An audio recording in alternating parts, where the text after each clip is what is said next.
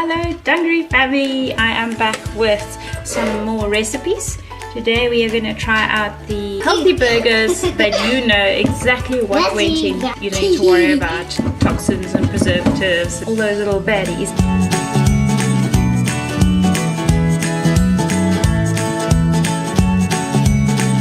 Burgers. We're going to make burgers, we're going to make lunch. Yes, it's going to be a lunch picnic. So Daddy's going to come home and we're going to go sit outside and have delicious chicken burgers. I'm going to make the buns from scratch. I'll show you how to make that. It's very simple. You just need to start early enough so that you can have it ready in time, because there are lots of waiting periods in between. And we're going to roast the chicken. I'll show you how to prepare it and how to layer the buns and make a delicious complete meal. So we start off with our flour. The recipe links will be in the description box below. And I know this is not a low carb meal by any means, but at least we know what is going into this meal because we're making everything from scratch. We also have our yeast. I'm using instant dried yeast. We need some salt. So before you add your liquids, just stir in all the dry ingredients so you know it's all evenly dispersed. And then we're going to add some warm or temperate water. And the ratio of water to flour is so important. Yes, delicious. It's delicious. The reason what makes it complicated is each packet of flour absorbs moisture differently. So even if the recipe gives you the exact amount, you will still end up with slightly varying results each time. And that's why you have to judge by eye. Normally, the best approach is put in most of the water, stir it in, and as you stir, try and predict if you need to add a little more. So you have to add the water in as you go and the correct amount while you're busy stirring. So it's a little bit of a skill, and I don't want to put you off. It's not that hard, but I'm just making you aware of the tricky parts and the things to keep in mind. Usually when it gets to this stage, you can use your hands because it's much easier to tell how your dough is doing. Got a nice soft dough. It's slightly sticky, but it's soft. You need the dough for plus minus 10 minutes until it is smooth and not so sticky. Take more flour as you need. Okay, so once this dough is not sticking to your surface anymore, you see it's starting to develop a smooth skin. Then you stop adding flour. No flour, no. Yeah, you don't want the flour making your dough too stiff. You still want a soft dough. You're going to pop it into a bowl. I'm just going to put oil in so it doesn't stick too much to the bowl. And cover it with a plate or cling film so the dough doesn't dry out. And we want to put it in a warm spot. So if you warm in the sun or... Yeah. You can also put the dough inside a black bag if it's sitting in the sun, and that's going to help keep it extra crispy warm. You can even make a bowl of hot water. What's hot water? Yeah, you take hot water and you let the bowl sit in there. Cover the entire thing with a thick cloth to trap the heat. So we're making roast chicken, which I'm going to shred to put on the buns. Thyme, garlic, onions, sun-dried tomatoes and salt. Remember to preheat your oven to 220 degrees if it's electric and 240 if it's gas, depending on how hot your oven is. I'm just quartering the onions.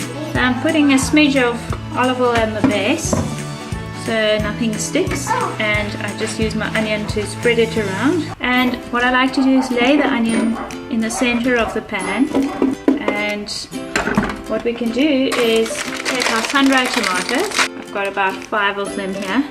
Just gonna sprinkle them around and lay the chicken on top of that with the skins facing upwards, because we want the skins to go nice and crispy. To make the spices stick, we're gonna drizzle the oil on the skins. I love to use sea salt because it has more flavor and more nutrients. Oh, almost forgot my garlic. Much as you feel like because garlic is just that perfect flavor. Just hide them in amongst the pieces of chicken. Wow! So after the first hour, you're going to turn it down to 200 for electric or 220 for gas. We are going to do some sour cream. I'm going to show you how to make a quick instant sour cream with lemons and regular dairy cream. So the sour cream is going to give some moisture and richness and flavor to our chicken when we put it on the buns. Your nan does not like mayonnaise, so this is my alternative. Simple as putting the cream together with the lemons, and voila, you have a deliciously smooth, thick sour cream. It's really that simple. I was so surprised when I tried this recipe out. I was quite skeptical because sour cream is a cultured thing, and how could you have such an easy shortcut for it? But it works and it tastes very close to the real thing. I'm going to add some salt and pepper, and because we're doing chicken, we can add paprika. It's almost like a red pepper. It's not spicy actually, it's just got a warm flavor. A quick taste. So good. The dough has been rising for an hour in the sun and it has puffed. Wanna feel it? Wow, squishy.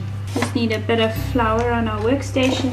Make it into a smooth ball without adding flour. Nice fistful would be an adult size bun. What I'm doing is I'm pushing, making a little hollow here at the bottom and stretching over the sides like that to form a smooth top, and pressing together all these loose bits. This is going to be the underside of the bun, so we end up with a smooth base and an even smoother, guys, yes, and an even smoother top. So cute. Wow. We can either flour or oil the tray just to prevent the buns from sticking too much. Just gonna pack them on there with a little bit of space in between. I'm gonna have to bake it with the chicken in the oven, so I'm gonna turn the heat down a little and stick them in there once they are risen. And then 2 baby ones for the kids. As you can see, I'm hardly using any extra flour because they are not really sticking too much. That's cute. Is that the bottom of the bun? Yeah. And just for fun, we can take a bit of egg and brush the tops of the buns and sprinkle some seeds on top, because that is just so tasty. Here are the beauties. They are going to be sitting in the sun again, so they're going to be puffed up nicely, about half an hour to 45 minutes, and then they're going to go into the oven. Look at these babies, ready to go in. They are so beautifully puffed, and they're going to puff a little more when I pop them in the oven. Chicken is beautifully roasted. They could go even longer until it goes nice and brown. And we have our beautiful rolls. Absolutely delicious. Okay, I've shredded the chicken and I'm going to add in the sour cream. I added some inner Parman's basil pesto to the sour cream as well, just for more flavor. Can't have enough flavor in a burger.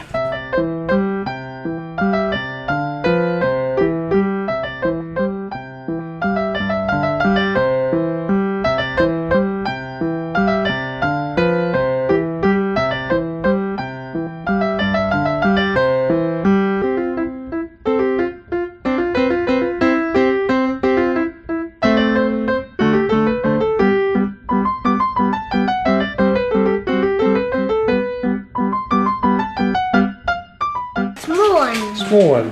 Who made it? Me. You made it. Sure.